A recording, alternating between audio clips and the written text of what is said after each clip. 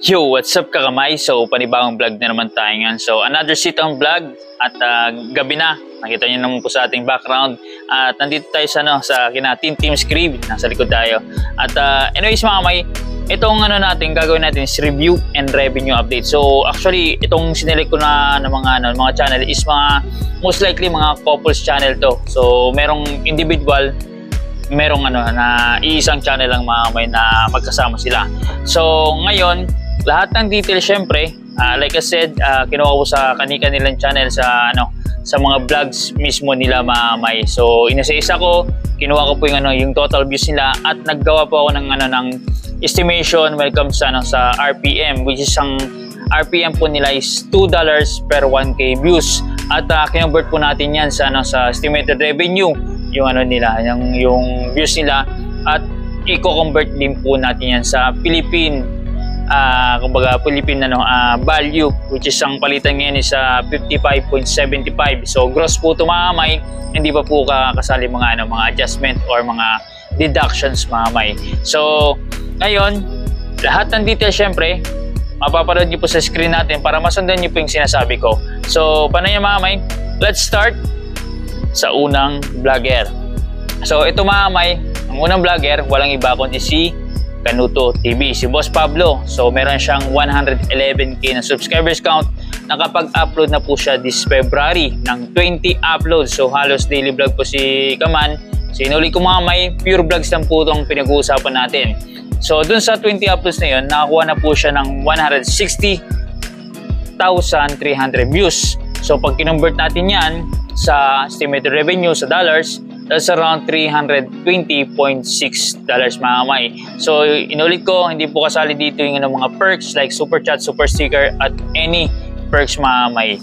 So anyways, pag kinonvert natin yan sa Philippine peso, that's around 17,873.45 pesos. So ngayon, lagi ko ini-include mga kamay yung viewing rate. So ang viewing rate niya ni Kanuto sa kanyang channel is 7.22%. So, kumbaga, on a daily average, every vlog niya, 7% lang po ang nanonood sa kanya based dun sa subscribers count niya. So, sobrang baba. So, na-explain ko na the last time, at least 20% and above para at least maganda yung magiging makukuhang revenue. Depende po sa viewing average mga kamay, yung duration ba para mas malaking makukuhang revenue ng isang vlogger. So, anyways mga kamay, let's move forward sa pangalawang vlogger. So, ito si Kangiti, si Step Official Vlog. So, girlfriend ni Kanuto. So, meron siyang 35.1k na subscribers count. Nakapag-upload na po siya this February ng 11.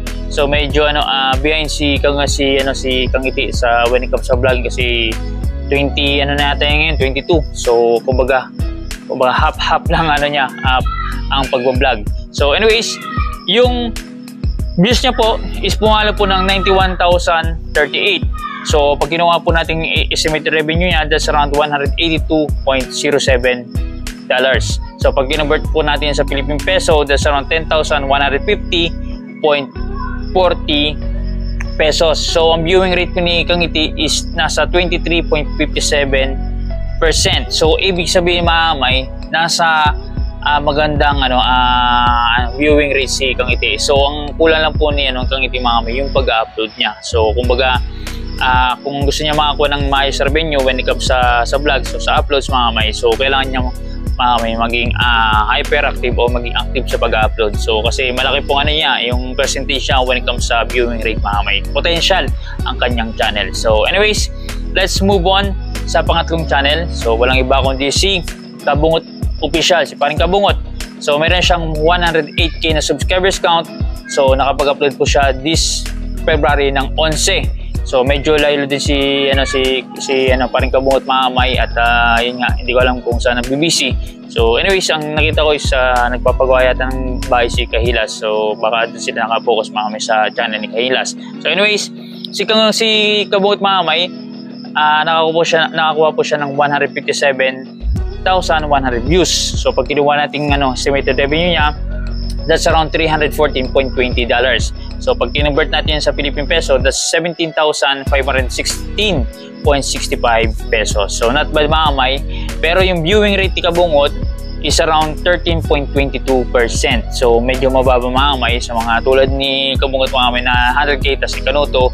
So dapat maganda yung viewing rate average nila nasa at least nasa 20 nga para at least mas sustainable yung kanilang income when it comes sa vlogging mga kamay. So anyways, ito yung pang-apat, walang iba syempre, yung kapartner ni Kabungot, si Kahilas Official. So nagpalit na si Kahilas sa Official. Dati Kahilas May, di ba? So or Notify May. So anyways, meron siyang 7.54k na subscribers count. Nakapag-upload na po siya sa February ng 15 uploads. So almost going to daily vlogs si Kahilas. So itong nakikita dito sa mga vlogs ni Kahilas is more on sa sa pagpapagawa ng bahay. So anyways, nakakuha po siya ng 68,000 views. So doon sa 68,000 views mga kamay, kinuha ng estimated revenue niya, umabot po siya ng $136, which pag kinonvert natin sa Philippine peso, that's around 7,582 pesos. So ang viewing rate po ni Kahilas mga kamay, napakataas. That's around 60.52%. So ibig sabihin mga kamay, sa 7,000 na subscribers count niya, halos lagpas kalahati pong nanonood sa kanya. So yun po ang ang estimation. So kung hindi man nakasubscribe sa kanya, pero by average, yun pong lumalabas na viewing rate niya na percentage mga kamay. So ibig sabihin, ang lakas ng potential ni Kahilas na talagang mag-boom ang channel niya. So anong kulang sa kanya? Siyempre, yung pag-upload mga kamay. So kumbaga mas maging active pa dapat siya. So anyways, eto na yung pang-lima mga kamay. Siyempre, since na couple channel na pag-uusapan natin, ito yung pang-lima, si Hansek Official. So yung mag-asawa mga kamay, si Han at si Talsek. So meron siyang 111k na subscribers count. Nakapag-upload po sila this February ng 10 lang po. So medyo lilo mga kamay. So hindi ko alam kung anong pinagkabisihan or anyways mga kamay, nasa kanila na yun. So meron siyang 71,800 views po dun sa 10 uploads mga kamay. So pag kinuha natin estimated revenue nila, that's around $143.6. So pag kinonvert po natin yan sa Philippine peso, that's around 8,005.70 pesos. So ang viewing rate po ni Hansek is around 6.46%. So napakababa po mga kamay. So lahat ng details na lilalabas po natin dito sa February lang po ito mga kamay. So kumbaga sobrang layo po siguro sa sa nakukuha nila before na mas malaki, mas maganda mga kamay. So ngayon talagang bagsak kamay. So hindi lang naman siguro silang apektado, halos lahat. So ako including me mga kamay. So kumbaga may problema ngayon, hindi ko alam kung sa notification delay or anyway yung YouTube lang po ang nakakalam. So anyways, bawi-bawi na lang mga kamay. So dadako na tayo sa pang-anim or pinaka climax ng ating vlog. So ito ang pang-anim mga kamay, walang iba, yung nagbabalik. Syempre ang tagal nitong nawala sa pag-vlog. So akala ko hindi na mag-vlog, pero anyways nakakuha tayo ng info na naglaylo muna kasi merong trabaho na ginawa yung misis. So ito, walang iba kundi si Kabugoy, si Jeremy Perez mga kamay. So meron siyang 89.5k subscribers count. Nakapag-upload lang po siya this February ng 5 mga kamay. So dun sa 5 na yun na uploads, pumalo po ang views niya ng 104,300 views. So pag kinuha natin estimated revenue niya, that's around $208.6. So pag kinonvert natin yan sa Philippine peso, that's around 11,629.45 pesos. So ang viewing rate po ni Kabugoy is around 23.30%. So ngayon mga kamay, ito ang pinakamalupit kay Kabugoy. So 3 months po siya nagtumigil sa pag-vlog, pero hindi po nawala ang subscribers niya o yung manonood mga kamay. Kasi ang laki ng impact. Biruin nyo mga kamay, 5 upload lang, 100,000. So nag-average po siya every vlog ng 20,000 plus. So ang ganda po ng mga kamay. So kumbaga na-miss si Kabugoy mga kamay. So ngayon nagbabalik, ratsyada na yan mga kamay. So kumbaga ang kasi based sa pag-review and revenue update mga kamay natin, si Kabugoy is one of the consistent na vlogger dito sa family natin, sa Sword family.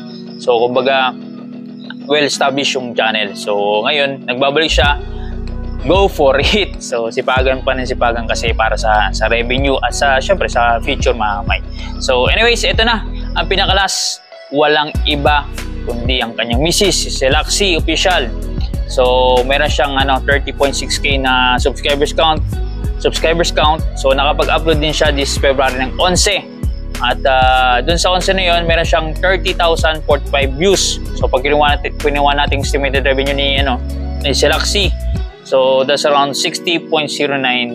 So pag convert natin yan sa Philippine peso, that's around 3,350.01 pesos. So ang viewing rate po ni Selaxy is around 8.92%. So as you all know mga kamay, $60 is not enough para makasahod po sa on a monthly basis kasi ang minimum po dito is 100 po at least. So parang nasa sitwasyong, pares kami ng sitwasyon ni Selaxy. So nasa din ako mga kamay, $60. So kayo po makakapag-graduate sa akin ng grade 1. So alam niyo na ang kailangan. So panoorin niyo po mga vlogs namin and don't skip ads. So anyways mga kamay, that's a wrap. So ilan ang na-discuss natin? So almost 4, 6, 7 na vloggers sa mga couples mga kamay. So kumbaga ang ganda ng topic natin ngayon mga kamay.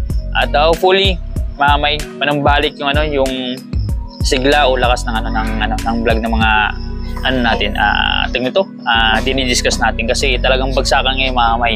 So hopefully maka-rebansi kami lahat dito sa mundo ng pag-vlog mga kamay. So lagi pong paalala ni Bidogs mga kamay na don't skip ads sa lahat ng content creators na pinapalo nyo. Hindi lang po ang mga kamay. So kasi alam nyo mga kamay na dyan lang kami kumikita o nagkakaroon ng revenue. So paano nyo mga kamay?